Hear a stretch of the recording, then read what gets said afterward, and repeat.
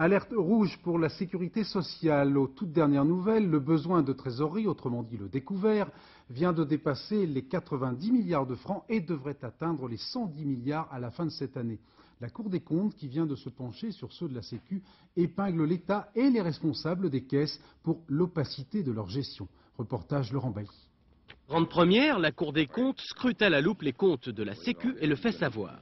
L'État est mis en cause pour avoir laissé filer le déficit depuis des années. Le trou est de 120 milliards pour 94 et 95.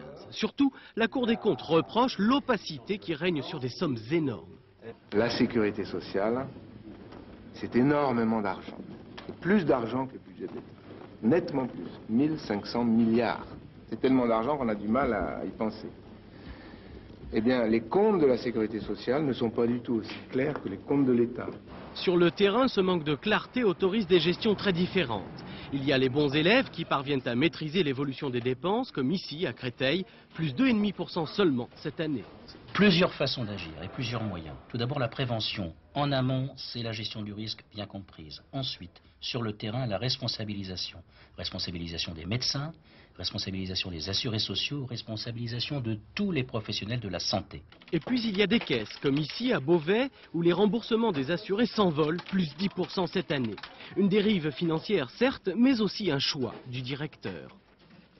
Nous essayons surtout d'être gestionnaires, mais nous gérons une institution sociale, ça c'est clair. Faut-il arrêter la prise en charge de certaines prestations? Faut-il, comme je l'évoquais tout à l'heure, ne plus accorder la carte santé aux RMistes ou aux personnes défavorisées? C'est aussi à ce genre de questions et à la lumière du rapport de la Cour des comptes que le Parlement et le gouvernement devront répondre ces prochains mois.